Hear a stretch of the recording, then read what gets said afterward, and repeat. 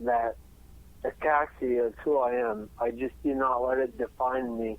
I just, I think my family's more concerned for me than I am for myself. When I trip and fall or something, they'll want to make sure I'm okay, and I just kind of brush it off and move on to the next thing.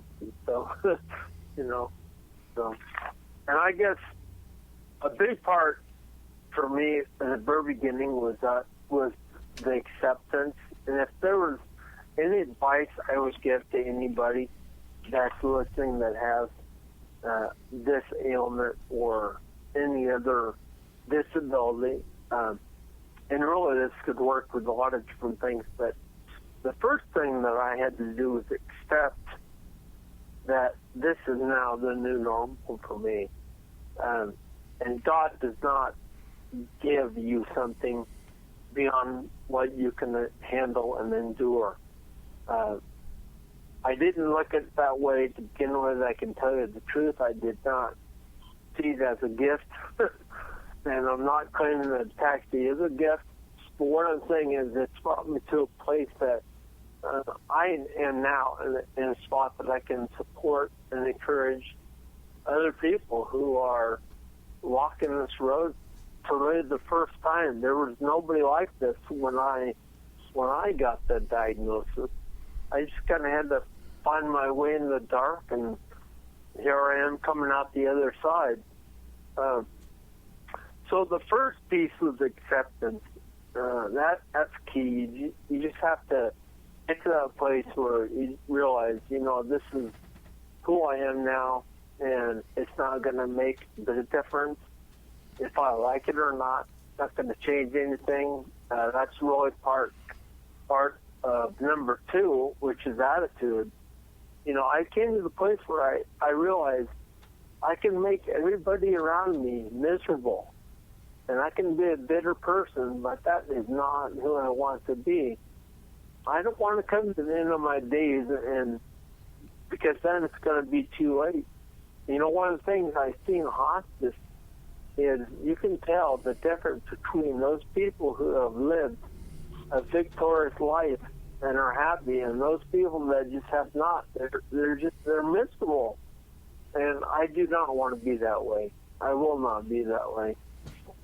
And then the third thing that's really important is exercise and determination. One of my models is, if I do not use it, I'm going to lose it. And because with ataxia, if you lose the ability to do something and you just kind of give it up because it's too hard to keep trying, there's going to come a day when you won't even be able to attempt that. And it can be something as simple as tying your shoes. It takes me 4 times longer than it used to tie my shoes, but that's not an excuse to quit doing it. And I do wear slip-on shoes once in a while, but I continue to wear shoes that I have to tie, and I do it on purpose. And I'll continue doing it until I can't do it anymore. And then the last thing that I think is so important that I've touched on is the support, that you reach out, that you accept help, and you are willing to help other people. The first time I walked into the support group 2 years ago, I thought, my gosh, I'm not even handicapped. I mean, there was people there in wheelchairs, people that had no control at all, that you could barely understand when they talked. And it just made me feel like an imposter, because sure, I had driven down there and walked into the meeting, and there's people that can't do that kind of thing, but we're all on a different road, and I just had to be willing to let them teach me things, and then just support them and help them and be there when I could be. And I've made a lot of really good friends doing that. So, it sounds like you know the Bible, and as it says, sowing seeds. And if you want to have friends, you got to be a friend to somebody. And in what you're doing, right, is going to the hospice and also volunteering in a hospital and everything else. So you're hitting the right steps to possibly even being healed. So that's all I need to say. Well, thank you. I appreciate you pointing that out. You know, it's life. It's life. And we all go through those days when things look better than other days. And I have days when I just I have to force myself to go out on my exercise, my walk. I have to force myself to write my blog about my life. You know, I have to force myself to go to hospice. I have to force myself to spend time in the Word or pray. But those days pass, and you know, it's a discipline, and it's not easy, but that's life, and everybody's got their cross to bear, right? Yes, we do. It's something that the listeners don't know about you that you didn't mention. You used to run 50K marathons, is that right? Yeah, I used to. I was a runner, and I kind of wonder if maybe that's the reason why, or one of the reasons, one of the contributing factors to the fact that I can still walk is because I built up, you know, my leg muscles. I certainly couldn't run now, and you know, I'd be on the ground faster than you could, you know. Yeah, I did. I was training for a marathon, and yeah, I did do some running, yeah. And I only bring that up because I know when I studied about people with disabilities, the effects of disabilities and becoming disabled, someone that is more active, like an Olympic runner, is going to be more affected by becoming an amputee than, you know, Joe Schmo, who... It's just amazing that you have the outlook that you have, considering where you came from, and you know what I mean? And I believe all that he is doing is the reason why he is not in a wheelchair. Yes, amen. Altogether, everything that he's doing. I believe that, too. I strongly believe that. You know, there's going to come a time when it's like getting older. You can only do so much, and the nature of things is just going to take its course. And God has got me on this path. And there's going to come a day when I cannot fight it any longer. Determination and willpower will not be enough. But I'm not ready to give in. And that day is far away. And one of the things that I was blocked with was that I have my ataxia is, you know, ataxia is degenerative by nature. It's only going to get worse. But everybody degenerates at a different rate. So when that neurologist told me in 5 to 10 years I'd be in a wheelchair, he was basing that on statistics. Because statistics will tell you that, yes, most people probably would be in a wheelchair. But the cerebellum degenerates at a different rate with everybody. And mine is a very slow rate. In fact, the difference between the original MRI and the one that was taken 5 years later was very minimal. The original one showed my cerebellum to be 40 to 50%, and basically that's what the neurologist said this last time, which has been about 5 years now. But I notice a little bit of a difference now, now and then. I can tell that things are becoming a little harder for me, but like I say, I've been blessed that it's a slow degeneration in my life. So that's good to hear for me. I'm going through this with my daughter right now. Well, I think part of it is the thought process in his mind. If he had, like he said earlier, if he had bowed down to what the doctors had said, he would have been in 5 years in a wheelchair. Amen if he to didn't that. fight it. That's in right. his mind as well. Absolutely. Right.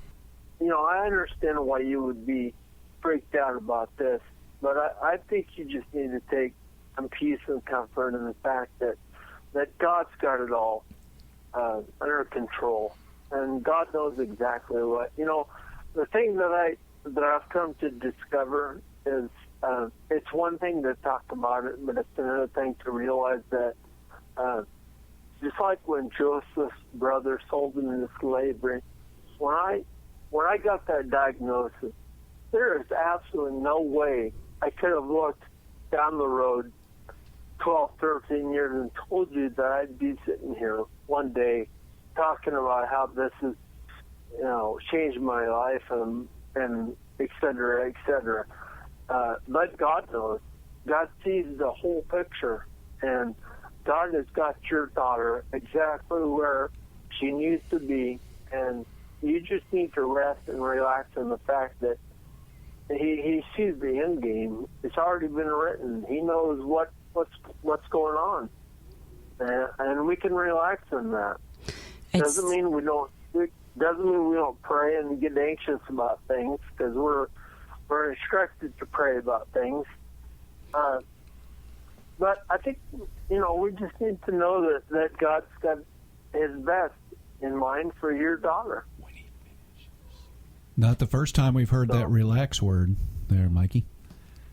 What did you say? He didn't hear you. I said that's not the first time we've heard relax.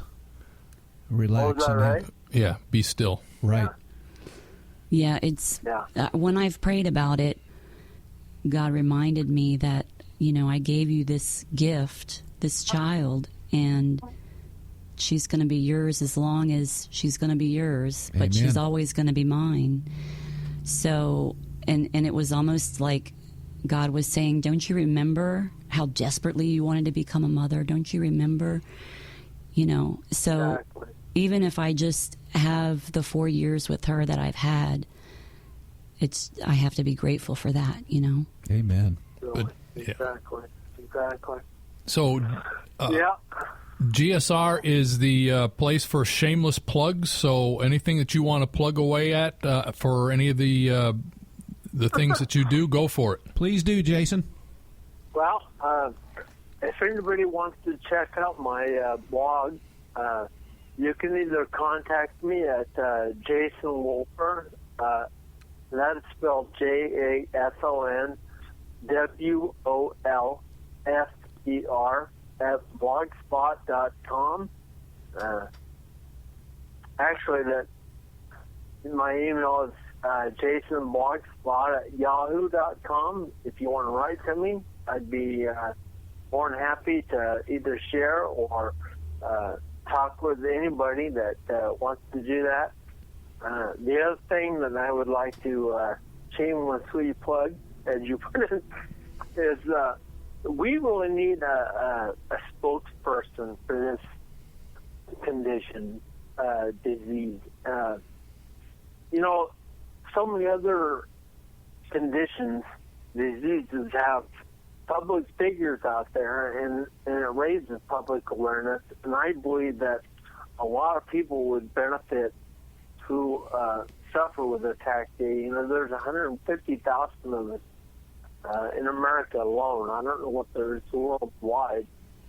I talk to people New Zealand, Brazil, Puerto Rico, Africa, all over the world, so I know they're affected everywhere.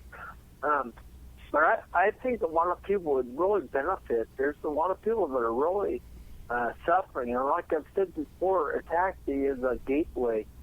You can have a lot of stuff go wrong. In fact, just last week I had another MRI done on my back, lower back, and my left leg because my foot's been going numb. And I've been had a lot of neuropathy pain in my leg. And the results came back that I've got some other stuff going on. And I don't know if that's a direct result of the ataxia or not, but one of the things that's happened to me since my diagnosis with ataxia is I pretty much lived my life never being allergic to any drug. And all of a sudden, bam, bam, bam, the neurologist on the report that I get, it always lists that cerebral ataxia is my number one problem, but my number two problem is I have an acute hypersensitivity to drugs. And